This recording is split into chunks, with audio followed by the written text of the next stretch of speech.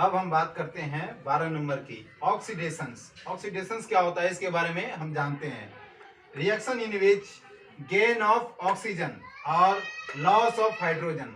अर्थात आप जैसा कि देख रहे हैं इसमें लिखा हुआ है कि जब भी रिएक्शन होता है तो उसमें ऑक्सीजन क्या करता है, गेन करता है, और हाइड्रोजन क्या करता है, लॉस होता रहता है। यानी ऑक्सीजन बढ़ता रहता है और हाइड्रोजन घटता रहता है। अब एग्जाम्पल के तौर पे समझ लेते हैं कि Cu यानी कॉपर O से रिएक्शन कर रहा है, अर्थात कॉपर ऑक्सीजन के साथ रिएक्शन करके हिट के ऊपर इसमें हिट दिया जा रहा है ऑक्सीजन से करके, और कॉपर ऑक्साइड बना रहा है। जैसा कि आप देख रहे हैं हिट दिया जा रहा है और कॉपर ऑक्सीजन रिएक्शन करके कॉपर ऑक्साइड बना रहा है। इसमें कॉपर को जब हिट दिया जाता है तो हमें ब्लैक कलर इससे मिलता है, प्राप्त होता है। अब एग्जांपल नंबर 2 देख लेते हैं। इसमें कॉपर ऑक्साइड है जो यहाँ पर बना हुआ है, उसको हमने ले लिया है। यहाँ पर कॉपर ऑक्साइड के साथ हाइड्रोजन को ले लिया है, और कॉपर ऑक्साइड से हाइड्रोजन का रिएक्शन कराने पर, वो भी किसकी उपस्थिति में, हिट की उपस्थिति में, हिट की उपस्थिति में, उष्मा की उपस्थिति में, फिर क्या बना रहा है ये, फिर ये बना रहा है, हमें कॉपर अलग दे रहा है और वाटर अलग बना रहा है। तो इसमें देखिए क्या होता है कि कॉपर ऑक्साइड जब की रिएक्शन करते हैं तो ये क्या बनते हैं, copper oxide CuO, copper oxide किसके साथ, हाइड्रोजन गैस के साथ, और क्या कर रहा है, देन गेन कॉपर इसमें क्या हो रहा है, गेन कर रहा है, और रिवर्स रिएक्शन, फिर वही रिएक्शन रिवर्स हो जाता है तो उसमें हमें ब्राउन कलर प्राप्त होता है। अब हम बात करते हैं 13 नंबर रिडक्शन की। रिडक्शन के अंदर देखते हैं कि क्या होता है।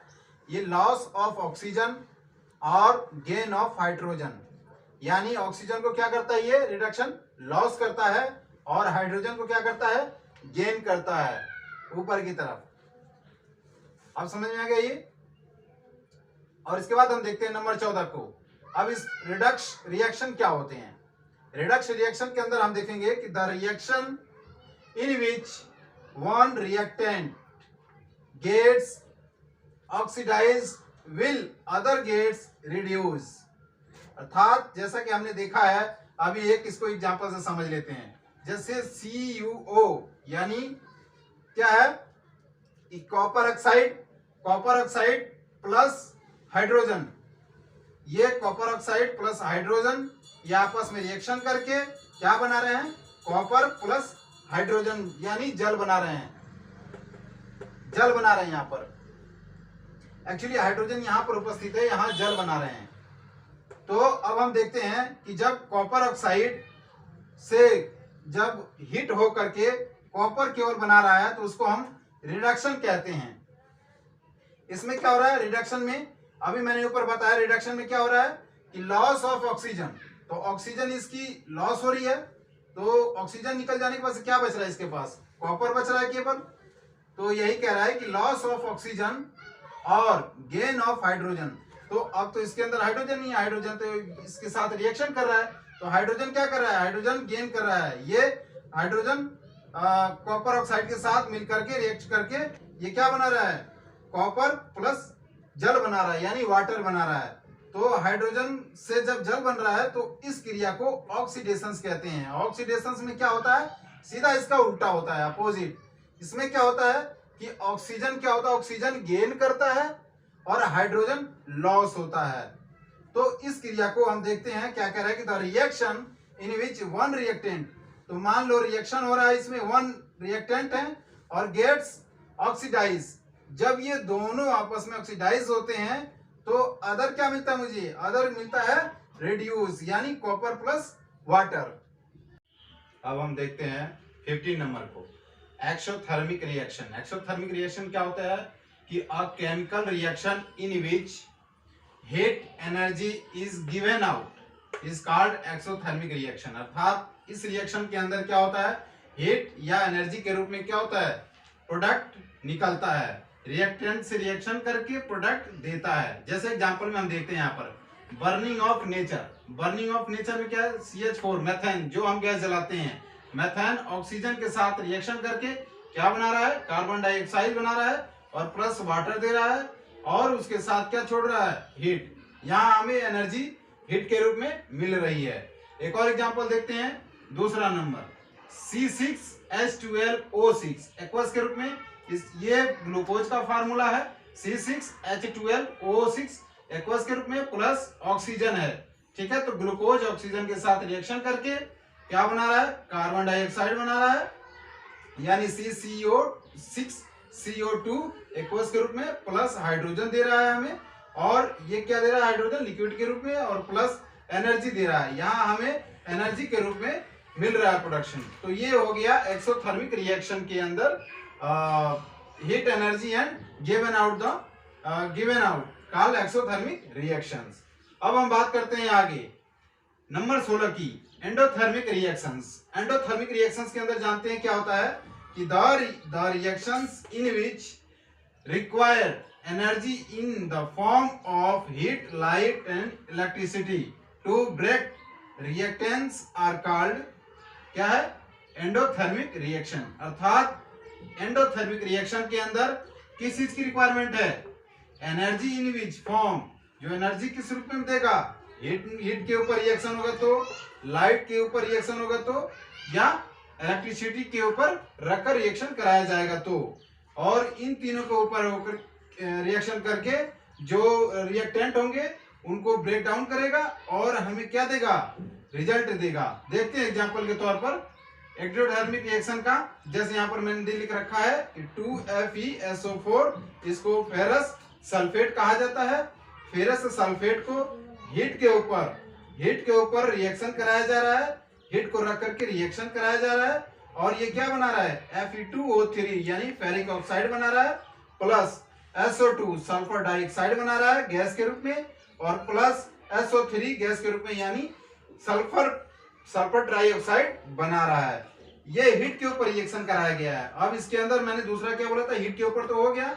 अब बात किया है दूसरा नंबर इलेक्ट्रिसिटी के ऊपर, देखिए रिएक्शन किया है, हाइड्रोजन को दिया गया है, तो यहाँ मैंने लिख रखा है कि 2H2O इलेक्ट्रिक करंट इसको दिया जा रहा है, और ये रिएक्शन करके क्या बना रहा है, H2 यानी हाइड्रोजन गैस बना रहा है, और प्लस ऑक्सीजन को बना रहा है। तो ये कैसा रिएक्शन हो रहा है, ये हीट के इलेक्ट्रिसिटी के ऊपर रिएक्शन हो रहा है। तो यहाँ पहले नंबर पे हीट के ऊपर रिएक्शन हो गया, अब दूसरे नंबर पे इलेक्ट्रिसिटी के ऊपर रिएक्शन हो गया। अब तीसरे नंबर की बात करते हैं। तीसरे नंबर में हम कंपाउंड्स लिए हैं 2AgBr यानी सिल्वर ब्रोमाइड सॉलिड के रूप में लिया है हमने, और इसे जो है सनलाइट के ऊपर हम क्या कर रहे हैं, रिएक्शन करा रहे हैं, और ये क्या प्रोडक्ट बना रहा है, Ag सॉलिड के रूप में, यानी सिल्वर जो है सॉलिड के रूप में बना रहा है, और प्लस Br2 ब्रोमाइड ये गैस के रूप में बना रहा है। तो ये सनलाइट के ऊपर हम रिएक्शन करा रहे हैं। यहाँ तीन ही चीज हो गए हमारे पास, हीट के ऊपर रिएक्शन हो गया, इलेक्ट्रिसिटी करंट के ऊपर रिएक्शन हो गए, और सनलाइट के ऊपर रिएक्शन हो गए। यहाँ नोट में मैंने लिख रखा है कि नोट के अंदर क्या बताया गया है कि ब्लैक एंड व्हाइट, ये तीनों जो रिएक्शंस हैं ये ब्लैक एंड व्हाइट फोटोग्राफी के ऊपर काम आते हैं। बात करते हैं 17 नंबर कोरोशंस की। कोरोशन के अंदर जानते हैं कि क्या होता है कि when a metal is attacked by substance around it such as the moisturised acid, it is a say to corrode and this process is called corrosion। ठीक है, तो अब हम बात कर रहे हैं इसके अंदर कि ये कोरोशंस जो होते हैं एक्चुअली में क्या होते हैं कि metal is attack by substance, किसी भी पदार्थ के द्वारा मेटल पर अटैक किया जाता हो, पदार्थ वो चाहे मॉइस्चराइज हो सकता है या एसिड भी हो सकता है या इसके अलावा अन्य भी हो सकता है, अगर वह मेटल के किसी भी मेटल के ऊपर अटैक करते हैं या पड़ते हैं तो उसको क्या कहते हैं, कैरोड कहते हैं। और जब मेटल के ऊपर ये एसिड्स या मॉइस्चराइज या अन्य कोई ऐसा पदार्थ जिससे उसको नुकसान पहुंचता हो, अगर वो पूरी तरीके से पूरी प्रोसेस हो जाते हैं तो उस प्रोसेस को हम कोरोशंस कहते हैं। ठीक है, कोरोशंस कहते हैं। अब हम देखते हैं इसके लिए एग्जांपल क्या हो सकता है। Fe हो सकता है। Fe क्या है, आयरन। आयरन लोहे को कहा जाता है और लोहे के ऊपर क्या लगता है, जंग लगता है।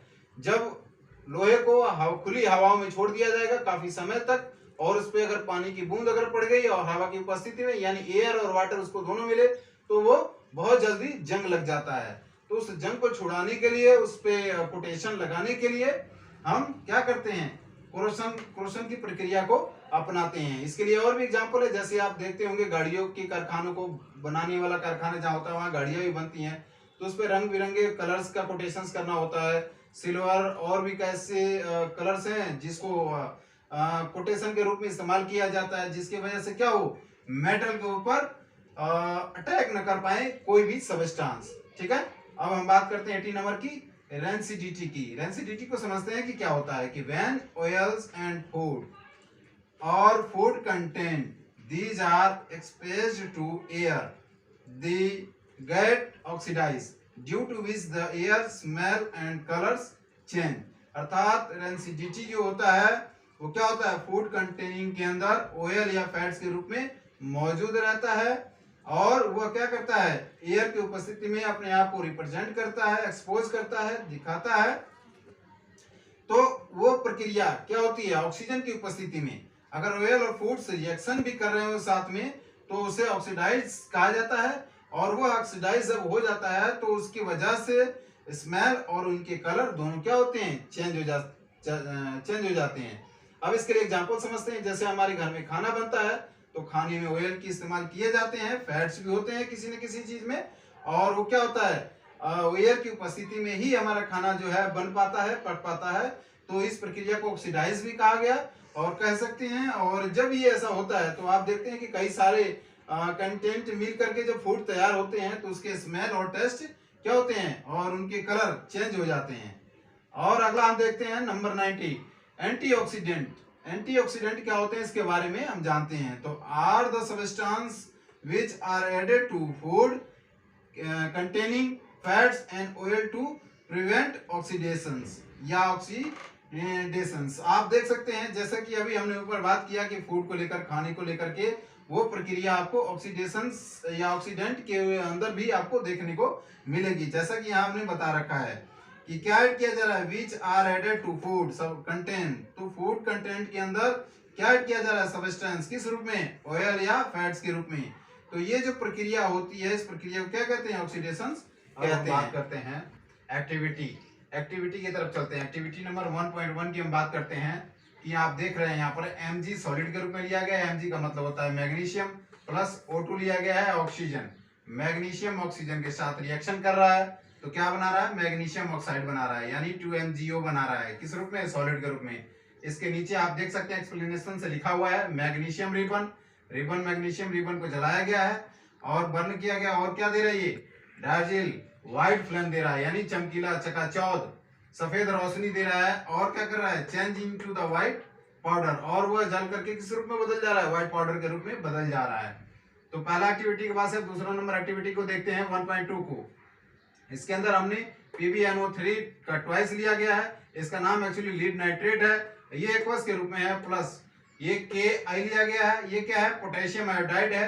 तो लीड नाइट्रेट पोटेशियम आयोडाइड के साथ रिएक्शन करके क्या बना रहा है, लीड आयोडाइड बना रहा है, वो भी सॉलिड के रूप में, और प्लस क्या बना रहा है, पोटेशियम नाइट्रेट बना रहा है। जैसा कि नीचे इसका एक्सप्लेनेशन से लिखा है हमने, आप इसको देख सकते हैं। लीड नाइट्रेट यानी PbNO3 का ट्वाइस रिएक्ट कर रहा है और किसके साथ, पोटेशियम आयोडाइड के साथ यानी KI के साथ, और क्या बन रहा है, लीड आयोडाइड बन रहा है। यहाँ पर आप देख सकते हैं PbI2 और plus which in the yellow colour, और ये बन करके क्या हमें दे रहा है, पीला कलर दे रहा है, येलो कलर दे रहा है। अब इसके बाद हम एक्टिविटी नंबर 1.3 को देखते हैं। जैसे कि Zn लिया गया है यानी जिंक है, और प्लस क्या लिया गया है, HCl हाइड्रोक्लोराइड लिया गया है। वो दोनों रिएक्शन करके यानी जिंक हाइड्रोक्लोराइड रिएक्शन करके क्या बना रहे हैं, जिंक क्लोराइड बना रहे हैं एक्वस के रूप में, और प्लस हाइड्रोजन गैस अलग दे रहे हैं, और उसके बाद उष्मा यानी हीट भी हमें दे रहे हैं। जैसा कि आप एक्सप्लेनेशंस में देख सकते हैं, जिंक मेटल के साथ क्या किया जा रहा है, ग्रेनल किया जा रहा है, और रिएक्ट करके ये क्या कर रहा है, डिल्यूट हो जा रहा है। डिल्यूट करके हाइड्रोजन हाइड्रोक्लोराइड एसिड बबल्स का गैस बना रहा है, किसका, बबल्स ऑफ हाइड्रो गैस का, और इसको हम देख सकते हैं। जैसा कि यहाँ पर आपको दिखाया गया है कि जिंक मेटल क्या कर रहा है, ग्रेनल कर रहा है, रिएक्ट कर रहा है, और उसके साथ मिल रहा है, डिल्यूट हो रहा है किसमें, हाइड्रोक्लोराइड एसिड के साथ। ठीक है, और क्या बना रहा है, बबल्स बना रहा है, किसके, हाइड्रोजन गैस के। आप देख सकते हैं यहाँ पर। अगर आपको यह वीडियो अच्छा लगा हो तो लाइक, ज्यादा से ज्यादा शेयर एंड सब्सक्राइब करके बेल आइकन को दबाना न भूलें।